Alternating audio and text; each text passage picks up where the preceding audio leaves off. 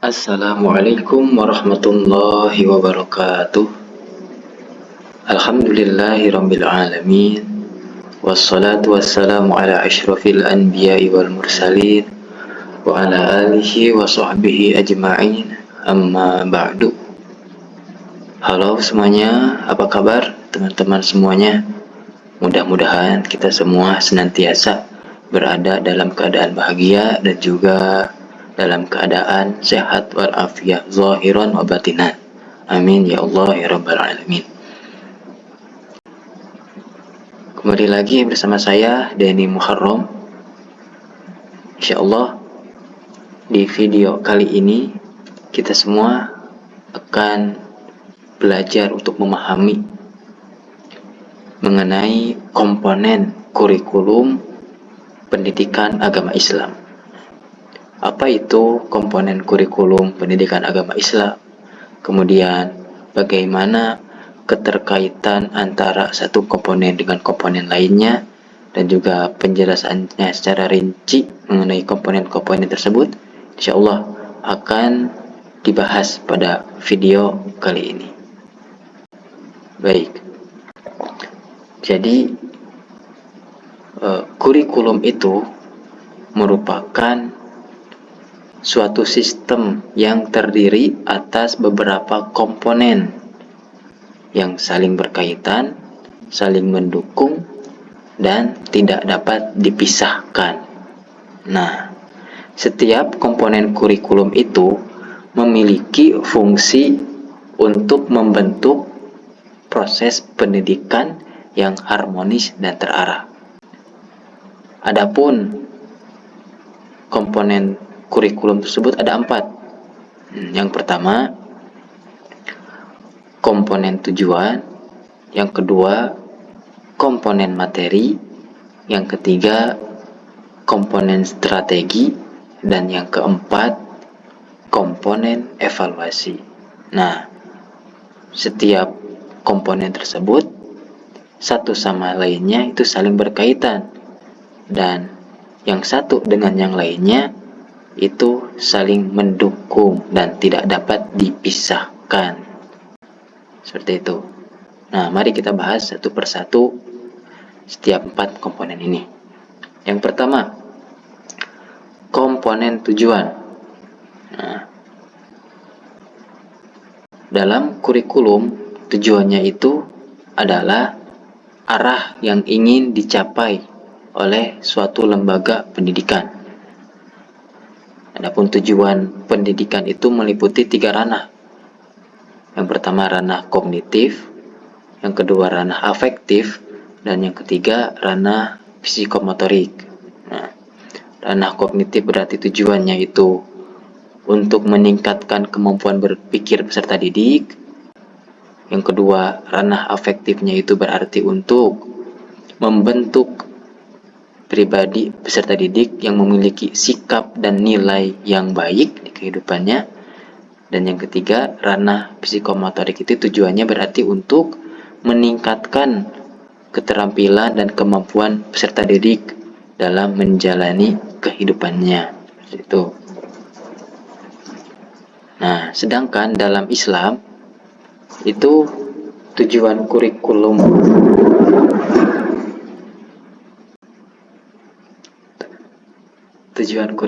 dibagi menjadi 2. Ada tujuan keagamaan dan juga tujuan keduniaan. Nah, mari kita bahas lebih dalam lagi mengenai tujuan keagamaan dan tujuan keduniaan dalam pendidikan Islam ini. Yang pertama, tujuan keagamaan.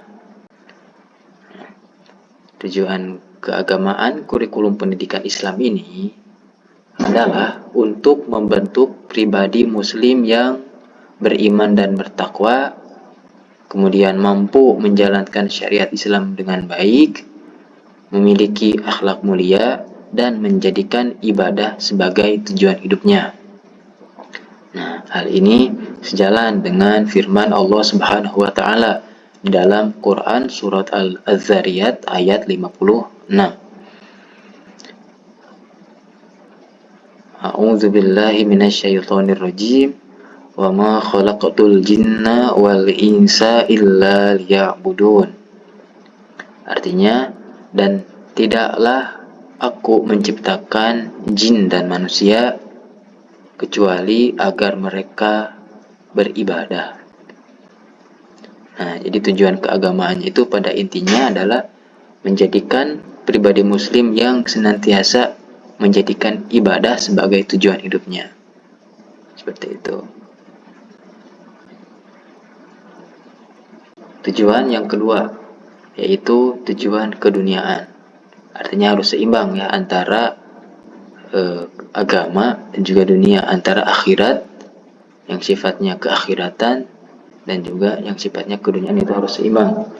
Karena tidak dapat dipungkiri juga bahwa kita sebagai manusia ini hidup di dunia dan nantinya akan kembali ke akhirat. Jadi harus seimbang antara keduanya.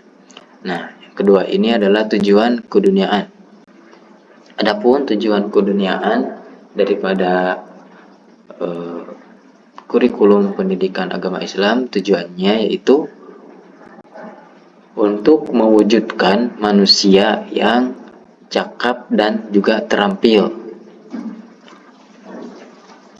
Kemudian mewujudkan manusia yang produktif dalam kehidupannya. Kemudian mewujudkan manusia yang mampu mengelola bumi tempat tinggalnya. Kemudian juga mewujudkan manusia yang memberi manfaat bagi masyarakat. Nah, hal ini berpedoman kepada Al-Quran surah Al-Baqarah ayat 30. Wa idh qala rabbuka lil malaikati inni ja'ilun fil ardi khalifah. Yang artinya wallahu a'lam bimuradi, dan ingatlah ketika Tuhanmu berfirman kepada para malaikat, sesungguhnya aku akan menjadikan di muka bumi ini khalifah. Artinya khalifah ini adalah manusia yang akan menjadi penghuni di muka bumi dan mengurusi bumi ini sebaik mungkin. Tujuan keduniaan itu pada intinya untuk menjadikan manusia khalifah yang baik di muka bumi ini, yang mampu mengelola bumi ini dengan baik dan memberikan manfaat antara satu sama yang lainnya. Nah, itu mengenai komponen tujuan pendidikan agama Islam, komponen tujuan kurikulum pendidikan agama Islam.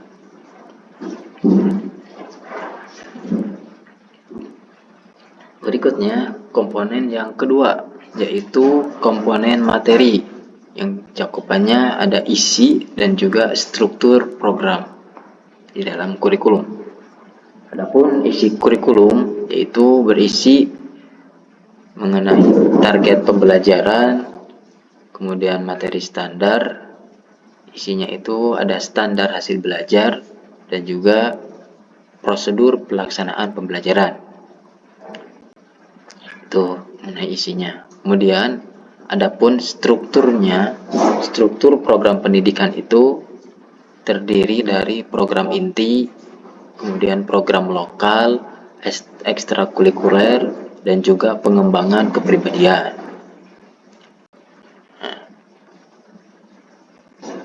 Kemudian bagaimana komponen materi ini di dalam pendidikan agama Islam?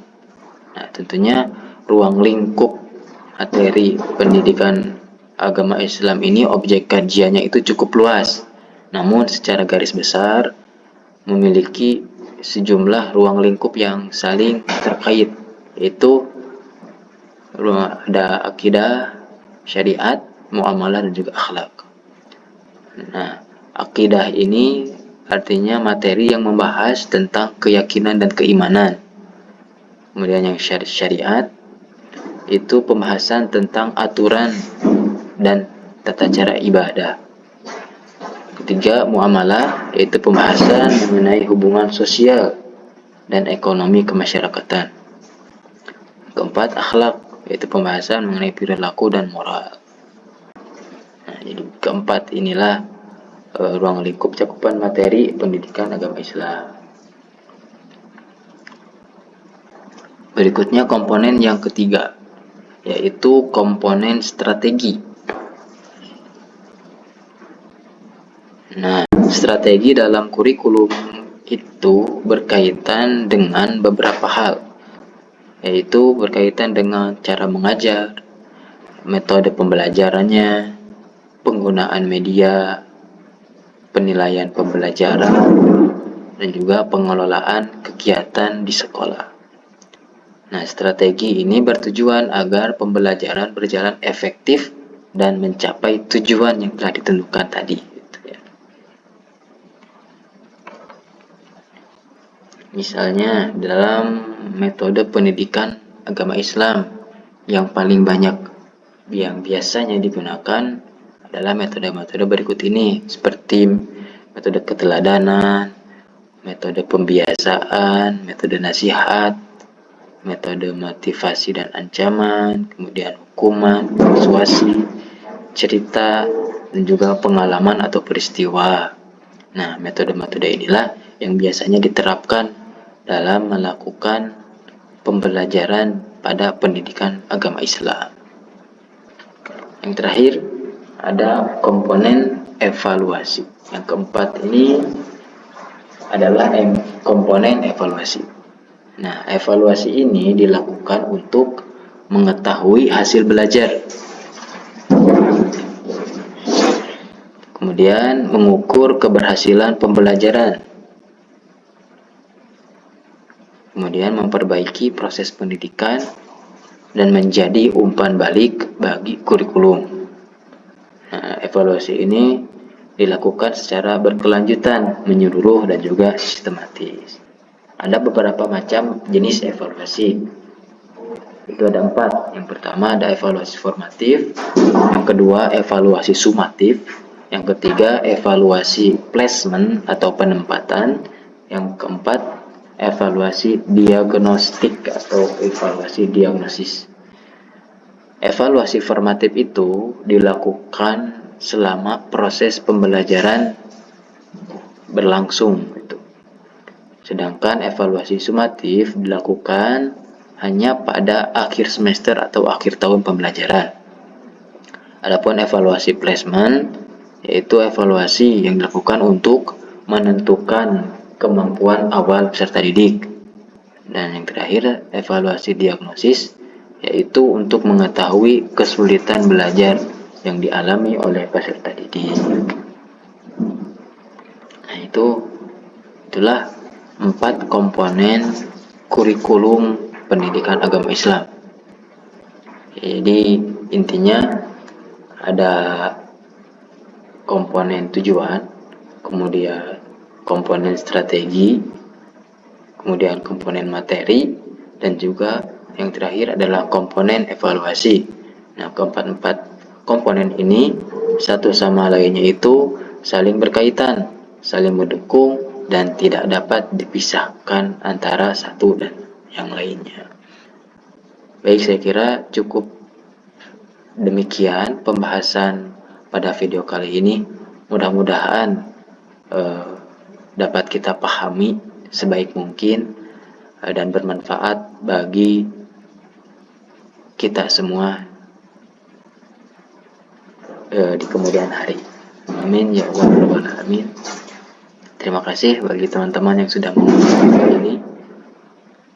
Akhirul kalam, wallahul muwaffiq ila aqwamit thoriq. Wassalamualaikum warahmatullahi wabarakatuh.